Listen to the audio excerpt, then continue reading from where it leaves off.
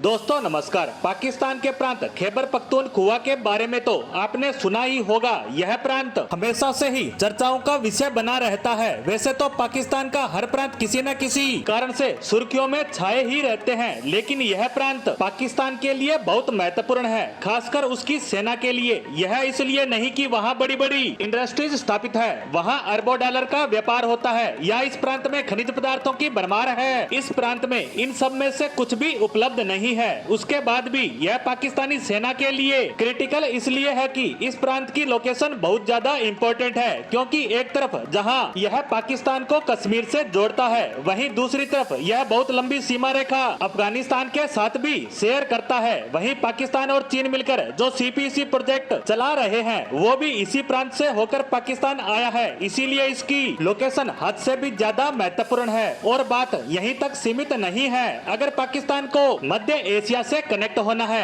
तो जैसे Kazakhstan, Turkmenistan, इसके अलावा रूस व पश्चिमी देशों तक अपनी पहुंच बढ़ानी है तो उसका रास्ता भी खैबर पख्तूनख्वा से ही होकर गुजरता है, क्योंकि यह खैबर पख्तूनख्वा पाकिस्तान को अफगानिस्तान के वादर खान प्रांत से, जो एक बहुत छोटा रीजन है, से जोड़ती है और इसी के माध्यम से पाकिस्तान की पहुंच सेंट्रल एशिया तक है। इससे आप समझ गए होंगे कि यह प्रांत कितना महत्वपूर्ण है। लेकिन हमारे इस पर बात करने का मकसद की बात करें तो वो ये है कि यह पाकिस्तान का ऐसा प्रांत बन चुका है जिसकी हालात बलूचिस्तान से भी बदतर हो चुकी है। यहाँ अस्थिरता इतनी ज्यादा बढ़ चुकी है कि आप सोच भी नहीं सकते। आप जानकर हैरान हो जाएंगे कि पिछले कुछ सालों में पाकिस्तान के सैनिक जितनी संख्या में बलूचिस्तान में मरे हैं, उससे कहीं ज्यादा इस खैबर पख्तूनख्वा राज्य में मारे जा चुके हैं। ये अलग बात है कि हमारे देश की मेन स्ट्रीम मीडिया इस प्रांत की बजाय बलूचिस्तान को ज्यादा महत्व देती है। यहाँ तक कि पाकिस्तान के किसी और इलाके में बम धमाके होते हैं तो उसे भी बलूचिस्तान लिबरेशन आर्मी यानी बीएलए से ही जोड़कर देखा जाता है। लेकिन पाकिस्तान के हर राज्य में अलग प्रकार के प्रोटेस्ट, अलग प्रकार की जंग छिड़ी है। जैसे सिंध इलाके की बात करें तो वहाँ सिंधियों ने हथियार उठा रखे हैं, वहीं बलूचिस्तान में बलूचों ने तो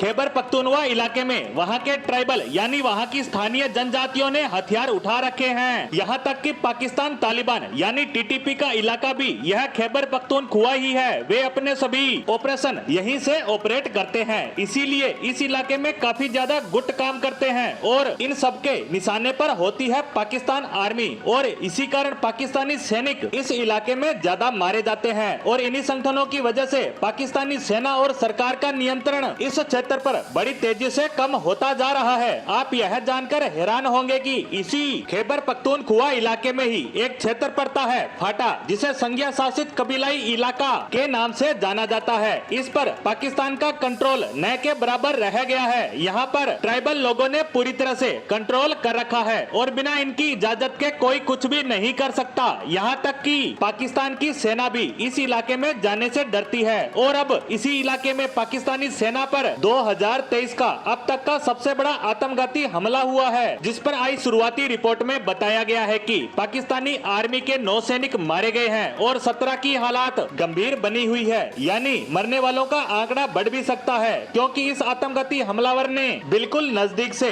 इस हमले को अंजाम दिया था और इस हमले ने पाकिस्तानी सेना को बुरी तरह से फंसा दिया है। क्योंकि कुछ ही दिनों पहले चीनी इंजीनियरों पर भी आत्मघाती हमला हुआ था, जिसके बाद उन पर चीन का दबाव है कि आप बीएलए यानी बलूचिस्तान लिबरेशन आर्मी से बदला लो, और सेना इस प्रयास में भी थी। लेकिन इन सब के बीच खैबर पख्तूनख्वा इलाके में सेना पर ही बड़ा हमला हो जाता है। अब अगर सेना इसका बदला लेती है तो पाकिस्तान तालिबान और ट्राइबल लोगों से उनकी जंग छिड़ सकती है और ऊपर से चीन का प्रेशर भी है। वहीं बलूचिस्तान लिबरेशन आर्मी ने भी उनके नाक में दम कर रखा है। वहीं भारत से भी डर है कि कहीं वह पीओके पर कब्जा करने के लिए हमला न कर दे। इस तरह से पाकिस्तान की चारों तरफ से लंका लगी हुई है। पाकिस्तानी सेना के सामने एक तरफ कुआं तो दूसरी तरफ खाई, वह सामने भारत के रूप में माउंट एवरेस्ट जैसा पहाड़ खड़ा है, जिससे पार पाना असंभव है। इसी के साथ पाकिस्तान पर आई इस खबर पर हमारी आज की पोस्ट को यहीं समाप्त करते हैं। धन्यवाद।